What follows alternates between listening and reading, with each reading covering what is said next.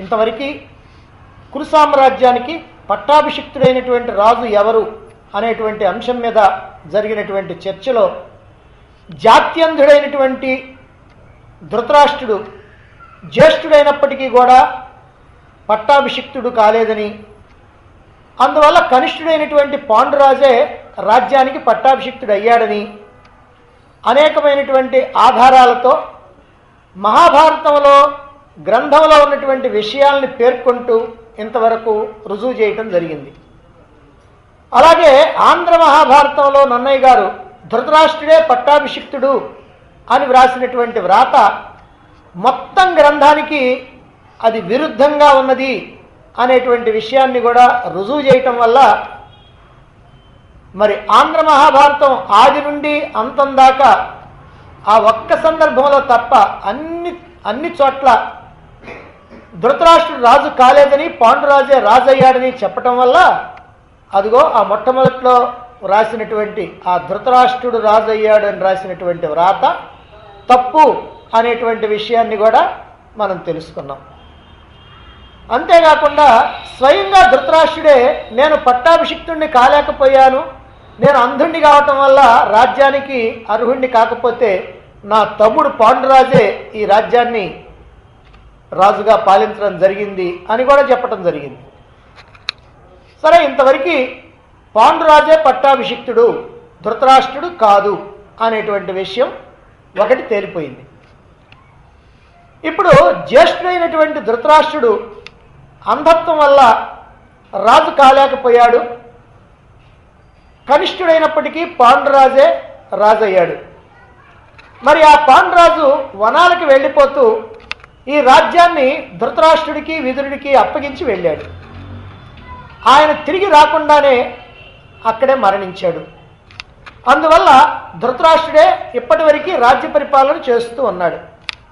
మరి ఇప్పుడు ధృతరాష్ట్రుడి యొక్క కుమారుడు ఏ దోషాలు లేనటువంటి దుర్యోధనుడికి రాజ్యం మీద హక్కు ఉంటుందా, లేక పట్టాభిషిక్తుడైనటువంటి పాండురాజు యొక్క కుమారుడు ధర్మరాజుకే రాజ్యం మీద హక్కు ఉంటుందా? ఈ విషయం మీద గ్రంథం ఏమి చెబుతున్నదో మనం విచారణ చేయాలి. అంటే ఒక తరం అయిపోయింది, ధృతరాష్ట్రుడు పాండురాజు తరం అయిపోయింది. ఇప్పుడు రెండవ తరంలోకి వచ్చినప్పటికల్లా ధృతరాష్ట్రుడి యొక్క కుమారుడికి ఏ లోపం లేదు కాబట్టి దుర్యోధనుడికి హక్కు ఉంటుందా, లేదా పట్టాభిషిక్తుడైనటువంటి పాండురాజు కుమారుడి గనక ధర్మరాజుకే అధికారం ఉంటుందా? ఈ విషయం మీద మహాభారతంలో ఏమేమి సంఘటనలు ఉన్నాయో దాన్ని బట్టి మనం తేల్చుకోవాలి. ముందుగా దుర్యోధనుడు పుట్టినటువంటి సమయంలో ధృతరాష్ట్రుడు ఏమని ప్రకటించాడో ఆ విషయం కనుక మనకు తెలుసుకుంటే మనకు ఒక ఆధారం చక్కగా దొరుకుతుంది. ఇది ఆదిపర్వం 114వ అధ్యాయం 25 నుంచి 30 శ్లోకాల వరకు ఏం జరిగిందో ఇక్కడ చెప్తూ ఉన్నారు. దుర్యోధనుడి యొక్క పుట్టుక సందర్భంలో విషయం. గాంధారి 2 సంవత్సరాలు అయినప్పటికీ కూడా ఆ గర్భంలో ఉన్నటువంటి ఆ పిండం తిరుగుతున్నట్టుగా అనిపించక అది ఒక ఇనప ముక్కలాగా ఉన్నట్టుగా భావించుకొని అక్కడ కుంతీదేవికి ధర్మరాజు పుట్టాడు అనేటువంటి విషయం తెలుసుకోవటంతో గర్భం మీద కొట్టుకొని గర్భతాడనం చేసుకుంది. వెంటనే వ్యాసుడు అక్కడ ప్రత్యక్షమయ్యాడు. ఎందుకు ఇలా చేశావని ఆమెని కాస్త నిందించాడు. ఆ తర్వాత దాన్ని 101 ముక్కలుగా చేసి నేతి కొండల్లో ఉంచి వాటిని సంరక్షణ చేస్తూ ఉండమని చెబితే 2 సంవత్సరాల తర్వాత మొదటి కొండలో నుంచి దుర్యోధనుడు జన్మించాడు. దుర్యోధనుడు పుట్టగానే గ్రద్దలు ఆ రాజభవనం చుట్టూ ఎగురుతూ విపరీతంగా కూస్తూ తిరుగుతున్నాయి. వాటి యొక్క అరుపులకి మరికొన్ని గద్దలు, కాకులు, రాబందులు భయంకరంగా అరుస్తూ ఆకాశంలో తిరుగుతున్నాయి. దూరం నుండి నక్కలు అరుస్తూ ఉన్నాయి. దిక్కులన్నీ కూడా చీకట్లు అలుముకున్నాయి.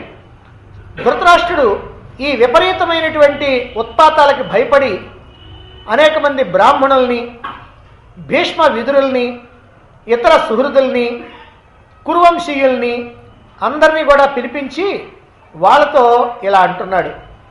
యుధిష్ఠిరో రాజపుత్రో జ్యేష్ఠో నహ కులవర్ధన ప్రాప్త స్వగుణతో రాజ్యం న తస్మిన్ వాచ్యమస్తినః. ఓ గురుజనులారా, మా కులము యొక్క కీర్తిని పెంచేటువంటి రాజపుత్రుడు యుధిష్ఠిరుడు జ్యేష్ఠుడు. అతడు తన యొక్క గుణముల చేత రాజ్యాన్ని పొందటానికి అధికారి అయ్యాడు. అతడి విషయంలో నాకు ఇక మరొక మాట చెప్పాల్సినటువంటి అవసరం లేదు అని ధృతరాష్ట్రుడు అప్పుడు ప్రకటించాడు. అది ఎవరు అడగకుండానే. ధృతరాష్ట్రుడు ఇలా ప్రకటించే నాటికి ధర్మరాజు వయస్సు ఎంత అంటే 2 సంవత్సరాలు. అసలు ధృతరాష్ట్రుడు కానీ భీష్మాదులు కానీ ఎవ్వరు కూడా ఆ ధర్మరాజును చూసి ఎరగరు. ఆ 2 సంవత్సరాల పిల్లవాడిని ఇంతవరకు ఎప్పుడు చూడలే. మరి కుంతీదేవి పాండురాజు వాళ్ళేమైనా ఇక్కడ ఉన్నారా? వాళ్ళు ఇక్కడ లేరు. కానీ కేవలం యమధర్మరాజు యొక్క అంశతో కుంతీదేవికి కుమారుడు జన్మించాడు పాండురాజ నియోగంతో అనేటువంటి విషయం మాత్రమే విన్నారు. అంతే తప్ప కుంతీదేవి వాళ్ళు ఇక్కడ లేరు, పిల్లలు ఇక్కడ లేరు, వీళ్ళు అక్కడికి పోయి చూడలేదు, వాళ్ళకి వీళ్ళకి ఏ సంబంధం లేదు, వార్త మాత్రమే తెలిసింది. వాళ్ళు ఎక్కడ ఉంటున్నారు? హిమాలయాలు దాటిన తర్వాత ఆ శతశృంగ పర్వతం మీద అక్కడ మునులతో కలిసి ఉంటున్నారు. అసలు ధృతరాష్ట్రుడు ఇలా ప్రకటించాల్సినటువంటి పనేమిటి? తన యొక్క పుత్రుడు జన్మించిన తర్వాత కలిగినటువంటి ఉత్పాతాలకి ధృతరాష్ట్రుడు భయపడ్డాడు. ఎందుకనంటే వీడు దుర్మార్గుడు, మోసగాడు, కులనాశకారుడు అవుతాడు, కాబట్టి ఇటువంటి వాడిని విడిచిపెట్టేయి అని పెద్దలు చెబుతారు. అదేమో తనకిష్టం లేదు, కుమారుణ్ణి వదలటం తనకిష్టం లేదు. మరి వాళ్ళ నోళ్ళు కనుక మూయించాలంటే తానిప్పుడు పాండురాజు పుత్రుడికే నేను పట్టాభిషేకం చేస్తాను, అతడే రాజ్యాధికారి అని చెప్పాల్సి వచ్చింది. అందుకే ఎవ్వరూ ఏమీ అడగకుండానే, ఎవరూ ఏమీ చెప్పకుండానే తానే ముందుగా ఈ నిర్ణయాన్ని ప్రకటించేసి వాళ్ళ యొక్క ముందరి కాళ్ళకు బంధం వేసేసాడు.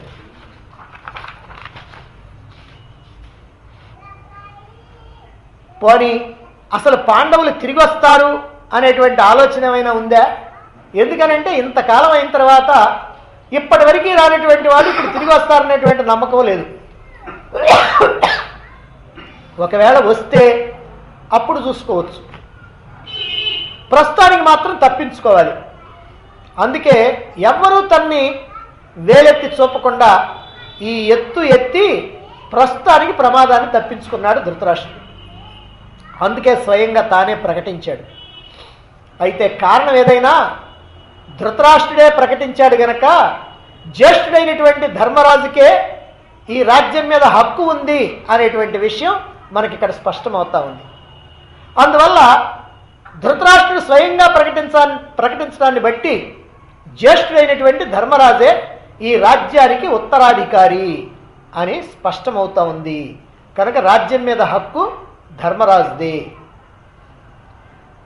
ఇక రెండో విషయం ఏమిటంటే భీముడిని చంపాలి అనేటువంటి ఆలోచన ఆటలాడుకునేటువంటి సమయంలోనే దుర్యోధనుడికి ఎందుకు కలిగింది? శతశృంగ పర్వతం నుంచి తండ్రి చనిపోవటంతో తల్లితో సహా పాండవులు హస్తినాపురానికి వచ్చారు. దుర్యోధనాదులతో కలిసి ఆటపాటల్లో విద్యలు నేర్చుకోవటంలో నిమగ్నమయ్యారు. భీముని యొక్క బలపరాక్రమాలు, శక్తి సామర్థ్యాలు గమనించినటువంటి దుర్యోధనుడు అతడు గొప్ప బలశాలి అని నిశ్చయించుకొని అతడి పట్ల ఈర్ష్య, అసూయ, దుష్టభావాలు కలిగి ఉన్నాడు. దుర్యోధనుడు ఎల్లప్పుడూ కూడా ధర్మదూరుడై పాపకర్మల యందు దృష్టి నిలిపి ఎప్పుడూ అన్యాయంగా ఏం చేయాలా, ఈ పాండవుల్ని ఎలా తుదముట్టించాలా అనేటువంటి ఆలోచనలతో ఆనాడే ఉన్నాడు. అంత చిన్న వయస్సులోనే మోహంతో, ఈ సంపదల మీద ఉన్నటువంటి లోభంతో, ఈ రాజ్యం మీద ఉన్నటువంటి ఆశతోటి అతడి యొక్క మనస్సులో అన్ని పాపంతో కూడినటువంటి ఆలోచనలే కదులుతున్నాయి. దుర్యోధనుడు తన సోదరులతో ఇలా ఆలోచిస్తూ ఉన్నాడు. బలవంతులందరిలో బలవంతుడైనటువంటి వాడు భీముడు. బలవంతుడే కాదు, పరాక్రమవంతుడు కూడా, శౌర్యశాలి. భీముడు ఒక్కడే మనందరినీ కూడా అణిచివేయగలిగినటువంటి శక్తి కలిగినటువంటి వాడు. అందుకని తంతు సుప్తం పురోధ్యానే గంగాయాం ప్రక్షిపామహే అథ తస్మాత్ అవరజం శ్రేష్టం చైవ యుధిష్ఠిరం ప్రసహ్య బంధనే బద్ధ్వా ప్రశాసిష్యే వసుంధరాం ఏవంస నిశ్చయం పాపః కృత్వా దుర్యోధనస్తదా. భీముడు నగరం యొక్క ఉద్యానవనంలో అలసిపోయి నిద్రించేటప్పుడు అతన్ని ఎత్తి గంగానదిలో పడేద్దాం, ఆ తర్వాత అగ్రసుడైనటువంటి ధర్మరాజుని, చిన్నవాడైనటువంటి అర్జునుణ్ణి బలాత్కారంగా చెరసాల్లో బంధించి ఈ వసుంధర రాజ్యాన్ని అపాండవముగా నేనొక్కడే ఏలుకుంటా, ఇలా నిశ్చయించి పాపాత్ముడైనటువంటి దుర్యోధనుడు భీముడికి అపకారం చేయటానికి సమయం ఎప్పుడొస్తుందా అని ఎదురు చూస్తూ ఉన్నాడు. ఇలా దుర్యోధనుడు ఆటలాడుకునే సమయంలోనే, ఆ చిన్న వయస్సులోనే, విద్యాభ్యాసం చేసేటువంటి సమయంలోనే ఇలాంటి దుష్టబుద్ధి కలిగి ఇలాంటి దుష్ట కార్యాలకి దిగటంలో ఆంతర్యం ఏమిటి? రాజ్యాధికారం సర్వజ్యేష్ఠుడైనటువంటి ధర్మరాజుదే గనక ధర్మరాజును ఏదైనా చేయాలంటే భీముడున్నంతకాలం తనకి కుదరదు గనక,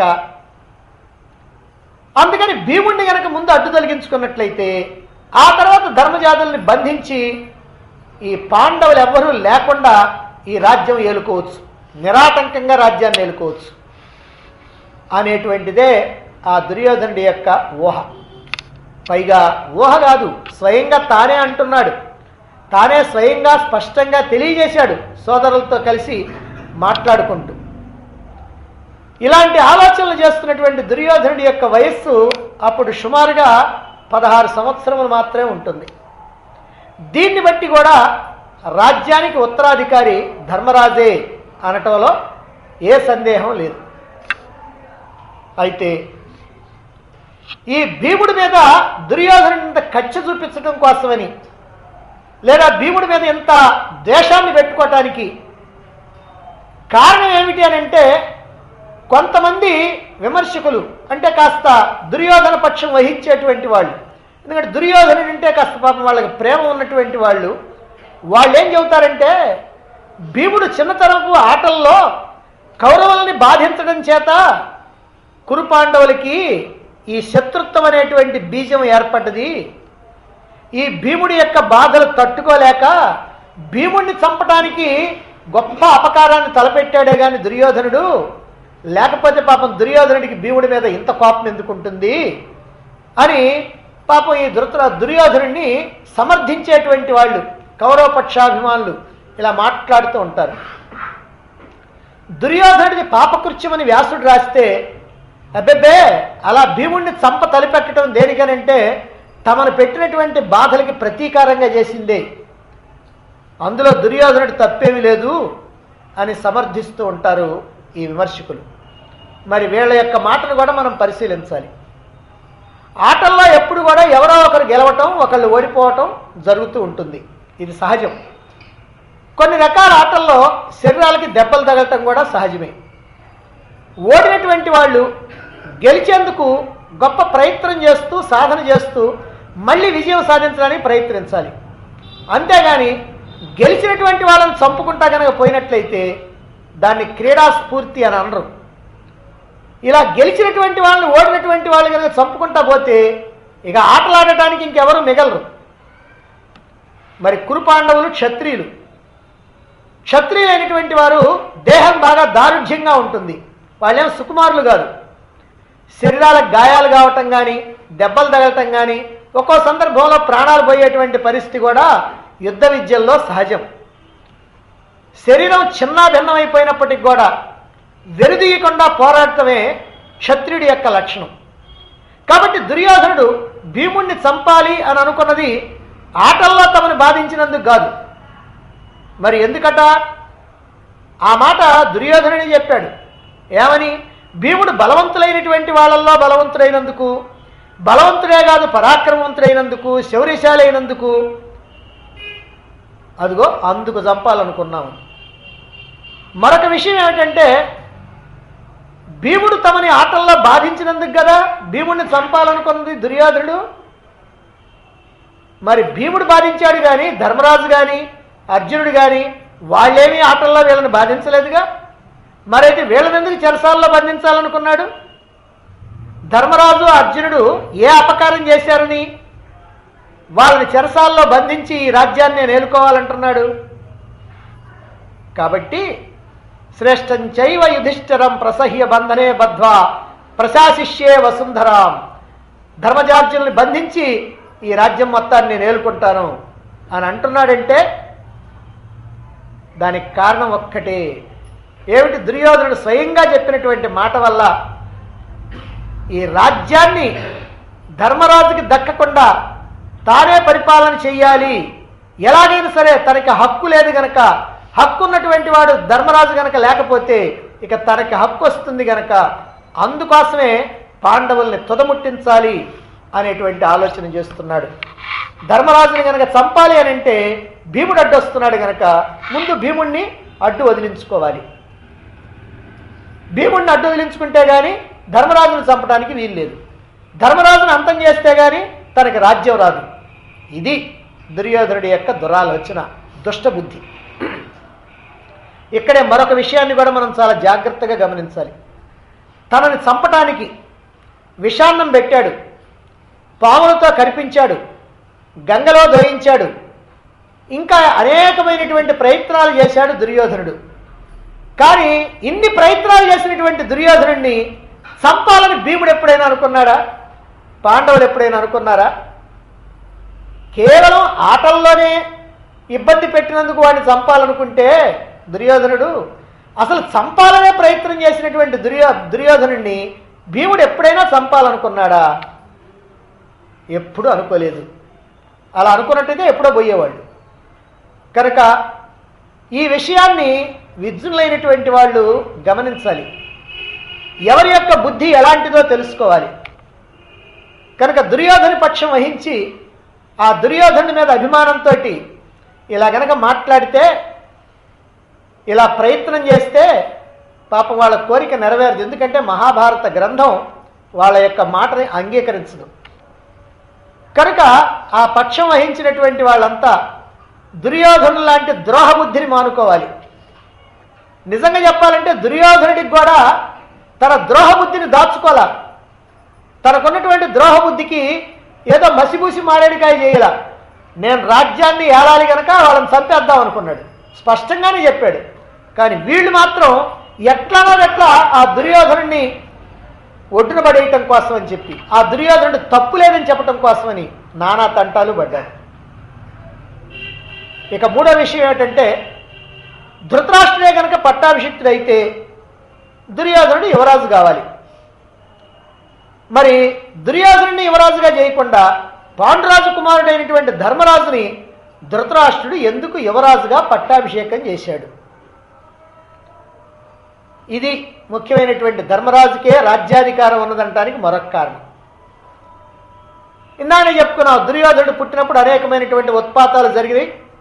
దానికి భయపడినటువంటి ధృతరాష్ట్రుడు బ్రాహ్మణుల్ని భీష్మ విదురాదుల్ని పిలిపించి, అదిగో జ్యేష్ఠుడైనటువంటి ధర్మరాజు అతడే ఈ రాజ్యానికి ఉత్తరాధికారి, అతన్నే పట్టాభిషిక్తుడిని చేస్తాను అని తెలియజేయటం జరిగింది. దాని ప్రకారమే ఇప్పుడు ధర్మరాజును యువరాజుగా కూడా అభిషేకించాడు. మరొక విషయం ఏమిటంటే, పాండవులు గురుదక్షిణగా ద్రౌపదుణ్ణి జయించి బంధించి తెచ్చి ద్రోణాచార్యుడి యొక్క పాదాలపై పడవేయటంతో పాండవుల యొక్క బలపరాక్రమాలన్నీ కూడా పౌరులకి బాగా తెలిసిపోయినాయి. వాళ్ళ యొక్క గుణగణాలు తెలిసినాయి, వాళ్ళ యొక్క బలపరాక్రమాలు కూడా దాంతోనే అర్థమైపోయినాయి. ఇంకా వాళ్ళంతా ఆలోచిస్తున్నారు, ఇక ఎంత మాత్రం ఆలస్యం చేయకుండా ధర్మరాజుని పట్టాభిషిక్తుడిని చేయాలి. ఇలాగని అక్కడక్కడ సభల్లో ఆంతరంగికమైనటువంటి చర్చల్లో వాళ్ళు మాట్లాడుకుంటూ ఉన్నారు. పౌరులు ఇలా ప్రసంగించుకోవటంలో అనేకమైనటువంటి ధర్మరహస్యాలు కూడా ఇమిడి ఉన్నాయి. ఏమిటంటే, పాండురాజు వనాలకి వెళ్ళిపోయిన తర్వాత, ఆ తర్వాత కొంతకాలకి మరణించిన తర్వాత వారసులు లేకపోవటంతో తప్పనిసరి పరిస్థితుల్లో ధృతరాష్ట్రుడు సింహాసనాన్ని అధిష్ఠించి ఉన్నాడు. అంతకన్నా గత్యంతరం లేదప్పుడు. భీష్ముడేమో అధికారి అయినప్పటికీ కూడా తన యొక్క ప్రతిజ్ఞ కట్టుబడి రాజ్యాభిషిక్తుడు కాడు. అందువల్ల పౌరులు ధృతరాష్ట్రుడిని అంగీకరించారు. ఎందుకంటే గత్యంతరం లేదు కాబట్టి అంగీకరించారు. మరి ఇప్పుడేమో కురుపాండవులు విద్యాభ్యాసం పూర్తి చేశారు. మరి 28 సంవత్సరాల వయస్సు వచ్చింది, యవన దశలో ప్రవేశించారు. కాబట్టి ఇంకా పట్టాభిషిక్తుడైనటువంటి రాజు లేకుండా ఈ హస్తినాపురం ఉండాల్సినటువంటి అవసరం లేదు. అయితే ఎవరిప్పుడు రాజు కావాలి? ఈ చర్చ కూడా పౌరులు ఆలోచించారు. ధృతరాష్ట్రుడి యొక్క పుత్రుడు దుర్యోధనుడా, పాండురాజు యొక్క పుత్రుడు ధర్మరాజా? ఈ రెండింటిని కూడా జాగ్రత్తగా పరిశీలన చేశారు వాళ్ళు. అందరిలోకి జ్యేష్ఠుడు ధర్మరాజే గనక, పైగా పట్టాభిషిక్తుడైనటువంటి పాండురాజు యొక్క కుమారుడు గనక, సద్గుణాలు కలిగినటువంటి వాడు గనక, ఏ దోషాలు లేనటువంటి వాడు గనక ధర్మరాజునే పట్టాభిషిక్తుడిని చేయాలనుకున్నారు పౌరులు. పైగా ధృతరాష్ట్రుడు ఆలస్యం చేస్తున్నాడు అనేటువంటి భావన కూడా వాళ్ళల్లో ఉంది. అందుకే ధృతరాష్ట్రుడు ఇదంతా గమనించాడు. అసలు రాజ్యం ఇప్పుడే చేతుల నుంచి జారిపోద్దేమో అనేటువంటి భయంతో ఏదో రకంగా తప్పించాలని ముందుగా ధర్మరాజుకి యవరాజ్య పట్టాభిషేకం చేసేద్దామని అనుకున్నాడు. అందుకని పౌరుల యొక్క అభిప్రాయాన్ని కొంత పరిగణలోకి తీసుకొని పట్టాభిషిక్తుడు కాకుండా, అంటే రాజ్యానికి పట్టాభిషిక్తుడిని చేయకుండా యవరాజ్య పట్టాభిషేకం చేశాడు. సరే, దీంతో ఇప్పుడు తన చేతిలో నుంచి రాజ్యం జారిపోవటంలా. ఎందుకనంటే తానే ఇప్పుడు కూడా రాజు. ఇలా తనంతటి తానే ధర్మరాజును యువరాజుగా అభిషేకించి భీష్మాదులతో ఇక ఉత్తరాధికారి ధర్మరాజే అని చెప్పకనే చెప్పాడు. అంటే చెప్పే పని లేకుండా తన చర్యల ద్వారానే చెప్పేశాడు.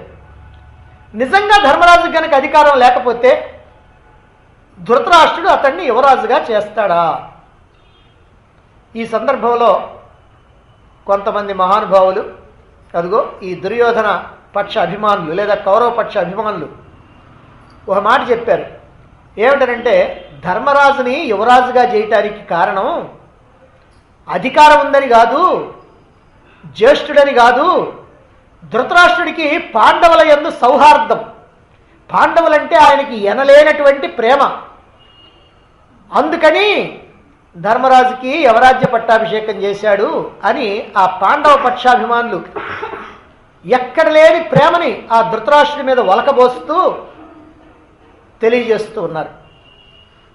దీనిని బట్టి వారు చెప్పేటువంటి మాటను బట్టి మరి ధృతరాష్ట్రుడు ఎంత త్యాగశీలో, ఎంత బుద్ధిమంతుడో, ఎంత గుణవంతుడో, ఎంత సౌహార్దం కలిగినటువంటి వాడో మనం బాగా తెలుసుకోవచ్చు. ఎందుకనంటే తన చేత చిక్కినటువంటి కురు సామ్రాజ్యాన్ని, ప్రస్తుతం తన యొక్క పరిపాలన కిందనే ఉన్నటువంటి కురు సామ్రాజ్యాన్ని తనకి అత్యంత ప్రేమాస్పదుడై తన ప్రాణానికి ప్రాణమై ఉన్నటువంటి తన జ్యేష్ఠ కుమారుడు దుర్యోధనుడికి సర్వ హక్కులు ఉన్నప్పటికీ కూడా అతడికి రాజ్యాభిషేకం చెయ్యకుండా మరి తన తమ్ముడు కొడుకైనటువంటి ధర్మరాజుకి ఈ యవరాజ్య పట్టాభిషేకం చేశాడట. మరి నిజంగా అలాగనే చేస్తే ఆయన గొప్ప త్యాగే కదా, ఎంత త్యాగం చేసినట్టు. మరి ఆ త్యాగమూర్తి యొక్క త్యాగాన్ని ప్రశంసించేటువంటి ఈ విమర్శకులు కూడా మరి ఎంత గొప్ప వాళ్ళు అయి ఉంటారు. అయితే మరి ధృతరాష్ట్రుడికి పాండవుల పట్ల ఎంత సౌహార్దం ఉందో, వాళ్ళంటే ఎంత ప్రేమో మనం ఇప్పుడు చూద్దాం. ఒకటి, ధృతరాష్ట్రుడు ఎలాంటి వాడో ముందుగా ఆ శతశృంగ పర్వతం మీద ఉన్నటువంటి మునులు ఈ పాండవుల్ని కుంతిదేవిని తీసుకొచ్చి ఇక్కడ అప్పచెప్పేటువంటి సమయంలో వాళ్ళ యొక్క మాటలు అక్కడ ఏమన్నారో అదిగో అది ముందు చూద్దాం. పాండురాజు చనిపోయాడు అక్కడ శతశృంగ పర్వతం మీద. కుంతి మాద్రి నేను సహగమనం చేస్తానంటే నేను సహగమనం చేస్తానని ఇద్దరు కూడా సిద్ధమవుతా ఉన్నారు. అలాంటి సమయంలో అక్కడ ఉన్నటువంటి మునులంతా కూడా మీరిద్దరూ చేయొద్దు, మీరిద్దరు కూడా జీవించే ఉండాలి, కనుక ఎవరు సహగమనం చేయొద్దు.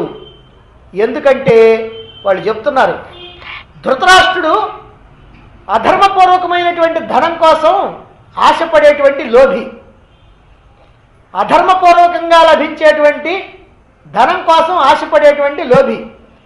అందువల్ల అతడు ఎప్పుడు కూడా పాండవుల పట్ల సరిగ్గా ప్రవర్తించడు. అందువల్ల మీరిద్దరు బ్రతికుండాలా. ఎందుకంటారా, కుంతీదేవికి వృష్టివంశీయులు, కుంతిభోజుడు రక్షణగా ఉంటారు. మరి మాద్రికి తన యొక్క సోదరుడైనటువంటి వాడు, మహాబలుడైనటువంటి వాడు, మహారథుడైనటువంటి వాడు శల్యుడు సాయంగా ఉంటాడు. కాబట్టి మీరిద్దరు కూడా జీవించి ఉండటమే చాలా శ్రేయస్కరమైనటువంటిది అని అక్కడున్నటువంటి మునులు చెప్తూ ఉన్నారు. అంటే ధృతరాష్ట్రుడి యొక్క బుద్ధి ఎట్లాంటిదో ఎక్కడో తపస్సు చేసుకునేటువంటి మునులు దివ్య దృష్టితో చూచి వాళ్ళు చెప్పారు. ఇక రెండవది, యవరాజ్య పట్టాభిషేకం అయిపోయిన తర్వాత, ధర్మరాజుకి యవరాజ్య పట్టాభిషేకం చేసిన తర్వాత భీమార్జునులిద్దరు కూడా దిగ్విజయ యాత్రకు బయలుదేరారు. అలా బయలుదేరి అనేకమైనటువంటి రాజ్యాలను జయిస్తున్నారు. పాండురాజు కొన్ని రాజ్యాలను జయించలేక విడిచిపెట్టాడు. ఆయన విడిచిపెట్టినటువంటి రాజ్యాలను కూడా జయించి అపారమైనటువంటి ధనరాశుల్ని తీసుకొస్తూ ఉన్నారు. గంధర్వుల్ని కూడా జయించినటువంటి సవ్వీర యవన దేశ రాజుల్ని పాండురాజు ఏమీ చేయలేక వదిలిపెడితే అర్జునుడు వాళ్ళని జయించి తన యొక్క వశంలోకి తెచ్చుకున్నాడు. తూర్పు దిక్కున దక్షిణ దిక్కున ఉన్నటువంటి రాజ్యాల వైపు కూడా వెళ్ళి ఆ రాజుల్ని జయించాడు. దీంతో ఎక్కడ చూసినా సరే పాండవుల యొక్క వైభవాన్ని ప్రజలందరూ కూడా వేనోళ్ళ ప్రశంసిస్తూ ఉన్నారు. ఇలా పాండవుల యొక్క వైభవాన్ని ప్రజలందరూ కూడా ప్రశంసిస్తుంటే మరి ధృతరాష్ట్రుడు ఎంత సంతోషించాలా. కానీ ఆ ధృతరాష్ట్రుడి యొక్క వ్యవహారం ఏమిటో ఇక్కడ స్పష్టంగా చెప్తున్నారు. తతోబలం అతిఖ్యాతం విజ్ఞాయ దృఢధన్వినాం దూషిత సహసాభావో ధృతరాష్ట్రస్య పాండుషు సంచిత పరమో రాజా నా నిద్ర మలసన్నిభి. అంటే పాండుకుమారుల యొక్క బలపరాక్రమాల యొక్క విషయాన్ని తెలుసుకున్నటువంటి అంధరాజు ధృతరాష్ట్రుడు మనోవేదనకి గురయ్యాడు. చాలా బాధపడతా ఉన్నాడట. ఏది, వాళ్ళు బలపరాక్రమాలతో ఉన్నారు, రాజ్యాలు జయించుకొస్తున్నారు. ఆ చింతతో మహారాజుకి రాత్రులందు నిద్ర పట్టడం లేదంట. చెప్పాడు ఆయనే, నా నిద్ర మల భన్నిసిహి. నిసి అంటే రాత్రిపూట నిద్ర కూడా పట్టడం లేదు. ఇది ధృతరాష్ట్రుడికి పాండవుల పట్ల ఉన్నటువంటి సౌహార్దత. ప్రస్తుతానికి రాజు తానే కదా, ధర్మరాజు కేవలం యువరాజే కదా, రాజ్యాలను జయించి తెచ్చినటువంటి ధనరాశులన్నీ కూడా తనకే కదా ఇచ్చేది. మరి వృద్ధి అవుతున్నటువంటి తన రాజ్యమే కదా. అనేక మంది రాజులు సామంతులై తన కింద ఉంటారు కదా. అయినప్పటికీ కూడా తనకు వచ్చేటువంటి సంపదలను చూసో రాజ్యాలను చూసో ఆయన సంతోషపడతల్లా. వీటన్నిటిని సంపాదించేటువంటి పాండవుల యొక్క బలపరాక్రమాలను చూసి ఏడుస్తున్నాడు. అలా ఏడ్చి ఏడ్చి రాత్రులందు నిద్రలు కూడా పట్టలేదంట పాపం. ఇది ధృతరాష్ట్రుడికి పాండవుల పట్ల ఉన్నటువంటి సౌహార్దం. ఇక మూడవది, ఆయనకున్నటువంటి సౌహార్దం ఆయన నోటి మీదగానే చెప్పాడు. పాండవుల పట్ల ఎంతటి సౌహార్దం ఉందో. పాండుపుత్రుల యొక్క శౌర్య పరాక్రమాలకి వ్యాకులత చెంది రాత్రులు నిద్రపట్టక చింతాక్రాంతుడైనటువంటి ధృతరాష్ట్రుడు శకుని యొక్క మంత్రి కణికుణ్ణి తన దగ్గరికి పిలిపించుకొని అతడితో అంటున్నాడు, ఓ ద్విజశ్రేష్ఠ కణిక, రోజు రోజుకు పాండవుల యొక్క ఖ్యాతి పెరిగిపోతా ఉన్నది. వారి యొక్క అభివృద్ధిని చూచి నేను సహించలేకపోతున్నాను. ఇది వాళ్ళ యొక్క అభివృద్ధిని చూచి నేను సహించలేకపోతా ఉన్నాను. కాబట్టి నీవు జాగ్రత్తగా ఆలోచించి నిశ్చయించి చెప్పు, నేను వారితో మంచిగా ఉండాలా, విరోధం పెట్టుకోవాలా? ఇప్పుడు ఏం చేయాలి ఆయనకు తోచటల్లా. అందుకని వాళ్ళతో మంచిగా ఉండాలన్నా నేను విరోధం పెట్టుకోవాలన్నా నువ్వు ఎలా చెప్తే నేను అలా చేస్తా. ఇది ధృతరాష్ట్రుడు స్వయంగా తన నోటితోనే చెప్పినటువంటి పాండవుల పట్ల గల సౌహార్దం. ఇంతకన్నా ధృతరాష్ట్రుడి యొక్క దుష్టబుద్ధిని తెలుసుకోవటానికి మరి ఇంకేం రుజువులు ఉంటాయి? కణికుడి యొక్క సలహా మీద పాండవుల్ని దూరంగా పంపి తుదముట్టించాలి అని మనసులో నిశ్చయించుకున్నటువంటి ధృతరాష్ట్రుడి దగ్గరికి దుర్యోధనుడు వచ్చాడు. పాపం ఆయన ఈ విషయం మీదనే వచ్చాడు. అయితే దుర్యోధనుడు వచ్చి ధర్మరాజుకి యువరాజ్యాభిషేకం చేసినందుకు చింతించి, అయ్యా మొదటి నుంచి నువ్వు రాజు కాకపోతివే అని బాధపడి, ఇప్పుడు ఎలాగైనా సరే పాండవుల్ని కుంతితో సహా వారణావతానికి పంపించు, ఈ రాజ్యం మొత్తం నేను స్వాధీనం చేసుకున్న తర్వాత వాళ్ళు రాని వస్తే ఓ పక్కన పడి ఉంటారు, మనం తిండి పెడతామంటే తిని పడి ఉంటారు అని అన్నాడు దుర్యోధనుడు. అప్పుడు ధృతరాష్ట్రుడు ఏమన్నాడో చూడండి. దుర్యోధన మమాప్యేతత్ హృది సంపరివర్తతే అభిప్రాయస్య పాపత్వాన్ నైవంతు వివృణోమ్యహం. ఓ దుర్యోధన, నా హృదయంలో కూడా ఇదే విషయం తిరిగాడుతూ ఉంది. ఏ విషయం? వాళ్ళని ఎట్లయినా సరే దూరంగా పంపించాలి. అయితే మన వారంతా కూడా ఈ ఆలోచన పాపంతో కూడింది అని అంటున్నారు. అందుకే నేను ఈ విషయాన్ని బహిరంగంగా చెప్పలేకపోతున్నాను. భీష్మాదులు పాండవులకి అన్యాయం చేయడాన్ని సహించరు. ఈ మాటల యొక్క అర్థం ఏమిటో మనం తెలుసుకోవాలి. అంటే దీంతో ధృతరాష్ట్రుడి యొక్క బుద్ధి ఏమిటో ఆయన చెప్పిన మాటల్లోనే చెప్పొచ్చు. పాండవుల్ని అంతం చేయడానికి ఎంతటి పాపానికైనా ఒడిగడతాడు. అయితే తన చుట్టూ ఉండేటువంటి పెద్దలే అయ్యో ఇది పాపం వద్దని అంటున్నారట. అందుకోసమని ఆలోచిస్తున్నాడట. వాళ్ళందరూ అంటున్నారు కాబట్టి ఆలోచిస్తున్నాడు, కానీ తనకి మాత్రం ఏ అభ్యంతరం లేదు. ఎంతటి పాపానికైనా ఎంతటి దుర్మార్గానికైనా సిద్ధపడతాడనమాట. అంటే వాళ్ళకి తెలియకుండా ఎన్ని పాపాలైనా సరే చేయడానికి సిద్ధం. అందుకని వాళ్ళకి తెలియకుండా ఈయన కొడుకుతో ఆలోచన చేస్తూ ఉన్నాడు అనమాట. ఇది పాండవుల పట్ల ధృతరాష్ట్రుడికి ఉన్నటువంటి సౌహార్దం. ఇక సరే వీళ్ళు పంపించారు అక్కడికి వారణావతం. కుంతి పాండవులు లక్క ఇంటి నుంచి తప్పించుకొని జీవించే ఉన్నారని, వాళ్ళు ద్రౌపదపురం చేరి ద్రౌపదిని వివాహమాడి బలపడ్డారని తెలుసుకున్నటువంటి దుర్యోధనుడు కర్ణ శకునులతో ఆలోచించి కర్ణుణ్ణి వెంటబెట్టుకొని దుర్యోధను దగ్గరికి వెళ్ళాడు. ధృతరాష్ట్రుడి దగ్గరికి, తండ్రి దగ్గరికి వెళ్ళాడు. అప్పుడే విదురుడు ధృతరాష్ట్రుడితో మాట్లాడి వెళ్ళిపోతా ఉన్నాడు. అప్పుడు తండ్రితో దుర్యోధనుడు అంటున్నాడు, తండ్రి, విదురుడు ఎప్పుడు చూసినా మీ దగ్గరే ఉంటున్నాడు. అందువల్ల మీరు చేస్తున్నటువంటి తప్పుల్ని మీకేదో మేము ఇప్పి చెప్పాలంటే మాకు కుదరటల్లా. శత్రువులైనటువంటి పాండవుల యొక్క ఉన్నతిలోనే నా ఉన్నతి కూడా ఉన్నది అని నువ్వు విదురుడితో చెబుతున్నావు. నేను విన్నా మాట. అంటే పాండవులు కనుక బాగా సుఖ సంతోషాలతో ఉంటే నువ్వు కూడా సంతోషంతో ఉన్నట్ట, వాళ్ళకి ఏదైనా బాధ కలిగితే నీకు బాధ కలిగినట్ట. ఈ మాట వింటే నాకు ఎంత బాధగా ఉందో చెప్పడానికి వీల్లేదు.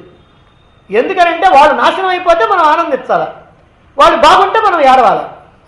అలాంటిది నువ్వేమంటున్నావు? వాళ్ళ యొక్క ఆనందంలోనే నా ఆనందం ఉందని విదురుడితో చెబుతున్నావు. ఇలాంటి మాటలు విని నేను ఎట్లా సహిస్తాను?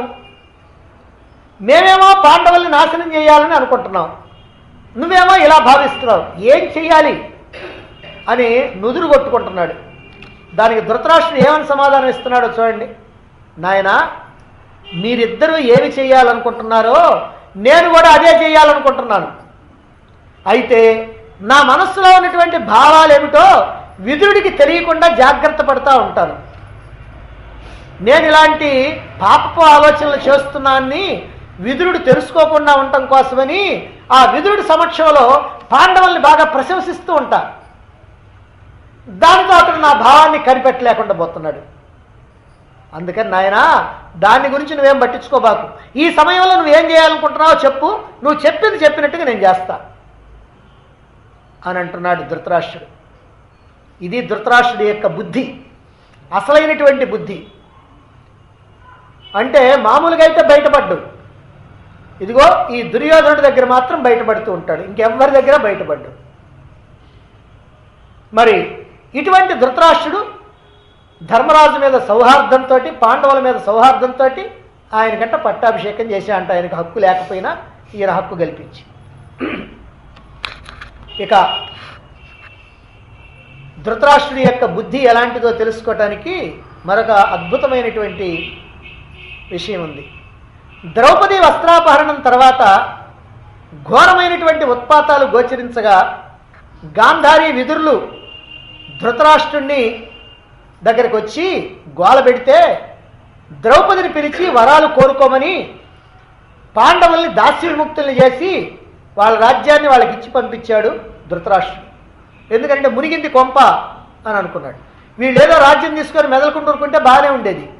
కానీ ద్రౌపదిని తీసుకురావటం, వస్త్రాపరణం చేయబోవటం, దాంతో ఆమెమో అక్షయ వస్త్రాలతో ఆమెమో మహత్యాన్ని చూపించడం, దాంతో ఆ సభ్యులంతా ఆశ్చర్యపోవటం, మరి అదే సమయంలోనేమో అనేకమైనటువంటి ఉత్పాతాలు జరగటం, ఇది తమ సర్వనాశనానికే వచ్చింది అని ఎప్పుడైతే గాంధారి విదురులు చెప్పారో ఈయనకి భయం పుట్టింది. భయం పుట్టి ద్రౌపదిని పిలిచి అమ్మా కోరుకో వరాలని చెప్పి ఆ వరాలు కోరుకుంటే, ఆ కోరుకున్నయే కాకుండా మీ రాజ్యం మీకు ఇచ్చేస్తున్నాను, మమ్మల్ని మాత్రం గుర్తుపెట్టుకోండి, ఈ గుడ్డివాడిని గుర్తుపెట్టుకోండి, అదిగో ఆ తల్లిని గుర్తుపెట్టుకోండి అని చెప్పి వాళ్ళకి ఏదో మాటలు చెప్పి వాళ్ళని పంపించాడు. అప్పుడు దుర్యోధనుడు తండ్రి దగ్గరికి వచ్చాడు.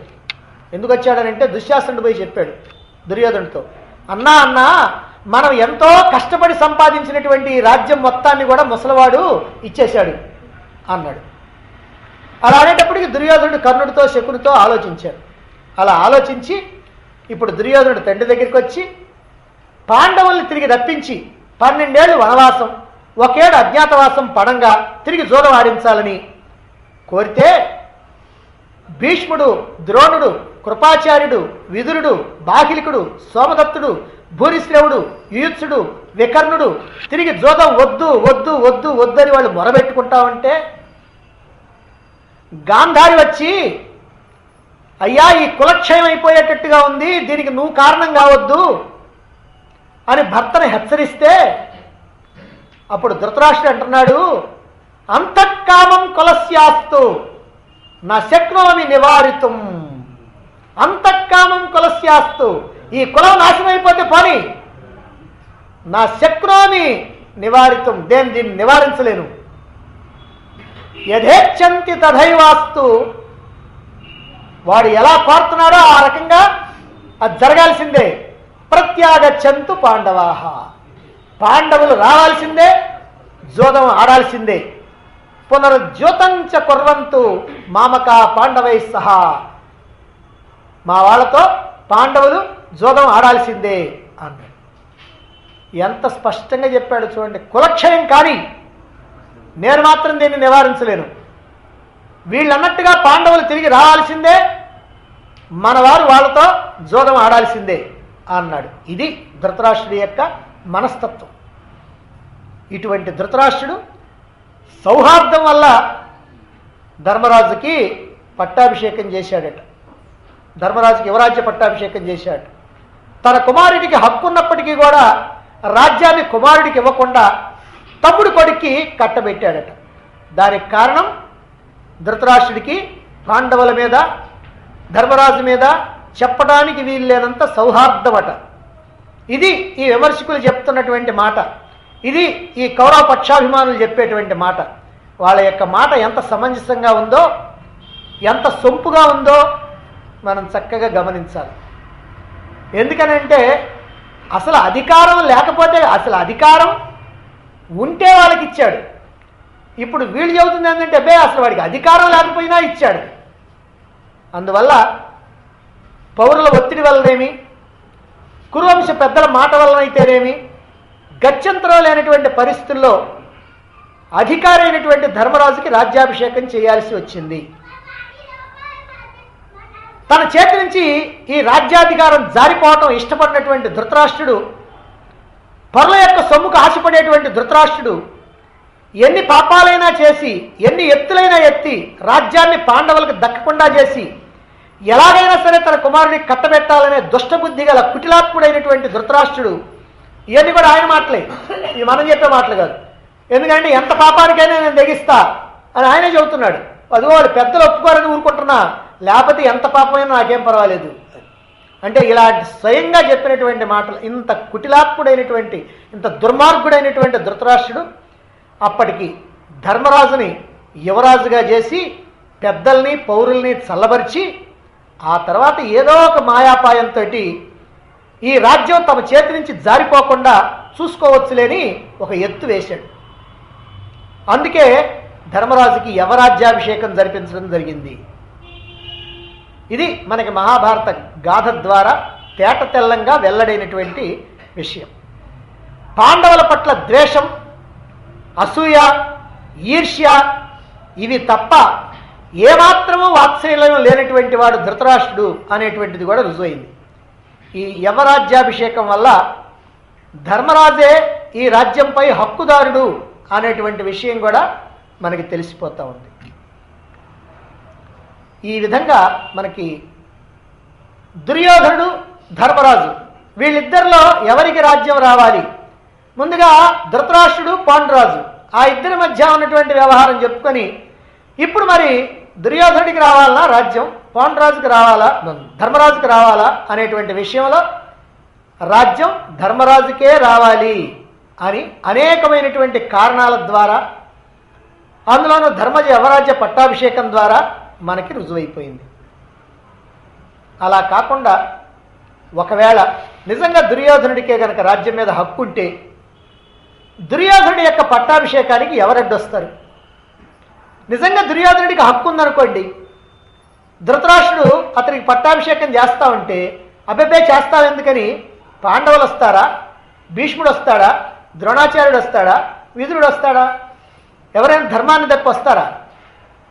కాబట్టి ఇందులో ఏ రకమైనటువంటి సందేహము లేకుండా హక్కు పూర్తిగా ధర్మరాజుది అనేటువంటి విషయం మనకి స్పష్టంగా తెలుస్తుంది. మరి ధర్మరాజుని ఇలా రాజ్య పట్టాభిషేకం చేసి, అంటే యవరాజ్య పట్టాభిషేకం చేసి ఆ తర్వాత రాజ్యం రాకుండా ఉండటానికి ఏం చేయాలనో ఎన్ని చేశారు. ఏమిటంటే లక్క ఇంట్లో మొత్తాన్ని కనుక తగలబెట్టేస్తే ఇక మనకి ఏ అడ్డు లేకుండా పోద్ది, నా తప్పు లేకుండా నేను చేశాను, చచ్చాడు కాబట్టి పోయింది అనేటువంటి ఉద్దేశంతో ఈ రకమైనటువంటి ప్రణాళికలు వేసుకున్నటువంటి వాళ్ళు ఈ దుర్యోధన, ధృతరాష్ట్రుడు. సరే,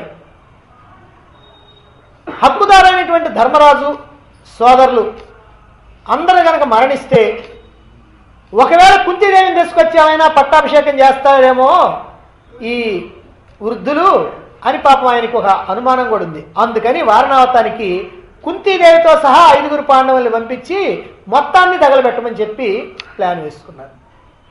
ఇది వాళ్ళ యొక్క ప్లాన్.